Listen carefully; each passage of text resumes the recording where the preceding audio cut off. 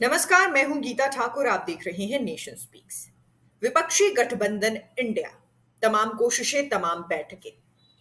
कारण वही कि अभी डिसाइड करना बहुत जरूरी है कि इस गठबंधन का संयोजक कौन होने वाला है, क्योंकि जब संयोजक मिलेगा उसी के बाद रणनीति बननी शुरू होगी। फिलहाल कल गठबंधन इंडिया की तीसरी बैठक महाराष्ट्र में हुई है। इस बैठक से काफी कुछ महत्वपूर्ण निकलने की उम्मीद की गई थी, लेकिन क्योंकि आज बैठक का दूसरा दिन है और आज भी करीब 10 बजे से बैठक शुरू हो जाएगी, उम्मीद की जा रही है कि जिस चर्चा के कल होने की उम्मीद थी वो चर्चा आज होगी। यानी आज संयोजक का नाम देखने को मिल सकता है, लोगो तय हो सकता है, ये तय हो सकता है कि झंडा कैसा दिखेगा। तमाम बड़े फैसले और छोटे फैसले आज लिए जा सकते हैं। क्या ये फैसले होने वाले हैं? क्या आज आने की संभावना है? इस पर चर्चा करने के लिए हमारे साथ नेशन स्पीक्स के ग्रुप एडिटर रोहित खन्ना मौजूद हैं। सर, बहुत बहुत स्वागत है जी, आपका। धन्यवाद गीता। सर, जिस तरीके से कल की एक बैठक हुई, तीसरी बैठक थी, महाराष्ट्र में थी और काफी सारे बड़े बयान इस बैठक को लेकर देखने को मिले हैं। थोड़ी देर में शायद तीसरी बैठक का दूसरा चरण भी शुरू हो जाएगा।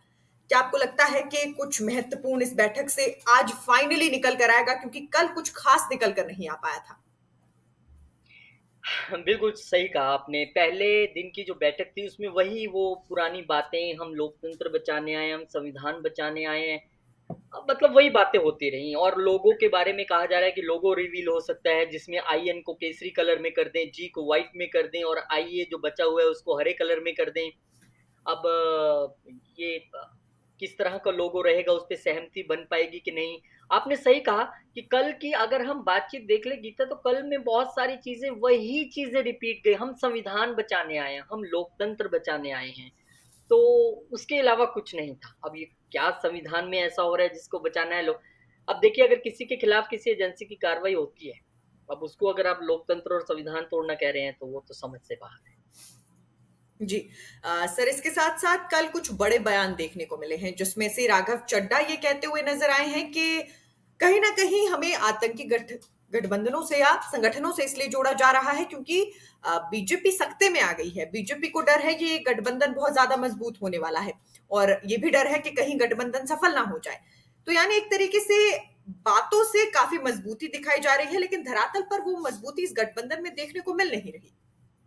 देखिए, इस गठबंधन का जो मेन स्वरूप है, जो मजबूती आप जिसको कह रहे हो, वो तब दिखेगी अगर सीट शेयरिंग पे बात बन जाए। वो सबसे इम्पोर्टेंट है। जिस तरह से पंजाब में विरोधाभास है, जिस तरह से कल दिल्ली प्रदेश कांग्रेस कमेटी के जो नए अध्यक्ष बने हैं लवली, उनको अगर आपने सुना हो तो डिप्लोमेटिकली उन्होंने बोला है कि हम अपने संगठन को दिल्ली में मजबूत करेंगे और जिसके खिलाफ आवाज उठानी है हम वो भी उठाएंगे, हम रुकेंगे नहीं। लेकिन क्या होगा, किसके साथ मिलके चुनाव लड़ना है, क्या करना है, ये हाईकमांड तय करेगा। तो निश्चित तौर पे एक मैसेज मुझे लगता है कि तमाम यूनिट्स को स्टेट लेवल पे दे दिया गया है कि आप अपने तौर पे लड़ते रहिए, बोलते रहिए, पर इतना भी एकदम खुल के ना बोलें कि हमें केंद्र लेवल पे जो हमारी एक गठबंधन बन रहा है उसको फर्क पड़े। अब पता नहीं आने वाले समय में कौन गठबंधन में टिकता है कौन नहीं, क्योंकि सीट शेयरिंग बहुत इंपॉर्टेंट है ना।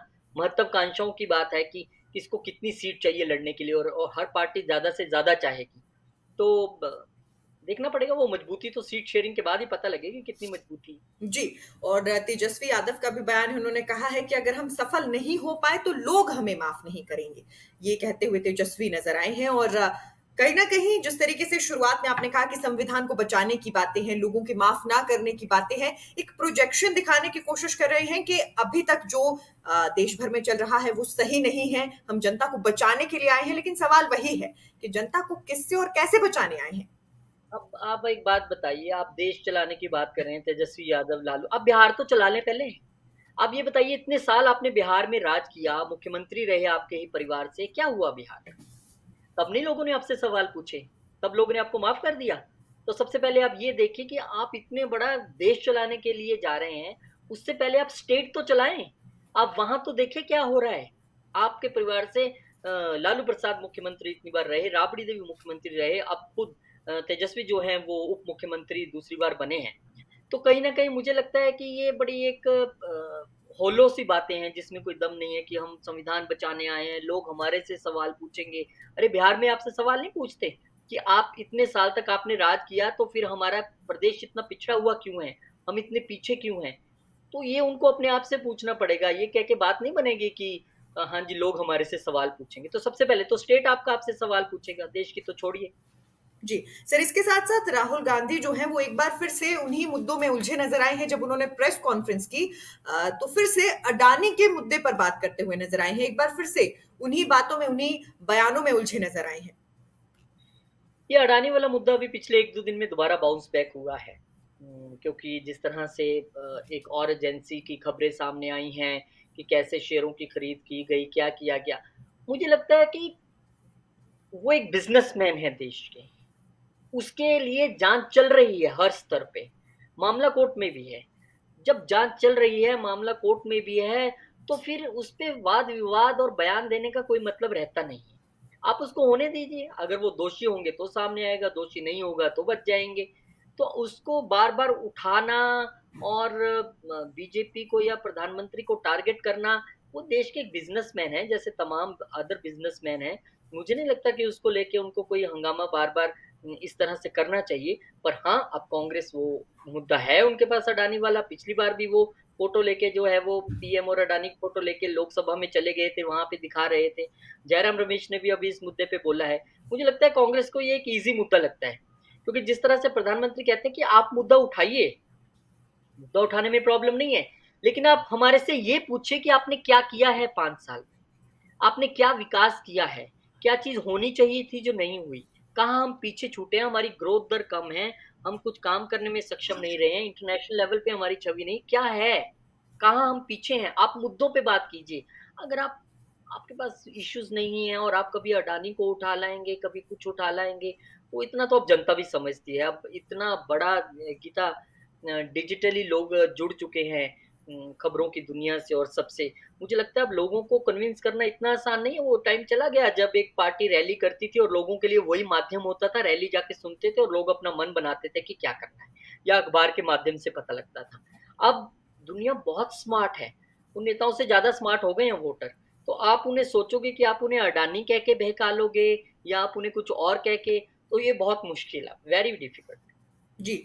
सर, इसके साथ-साथ सीट शेयरिंग भी एक बड़ा मुद्दा जो डिस्कस होना है इस दूसरे चरण की बैठक में, क्योंकि कल कुछ खास निकल कर नहीं आ पाया था।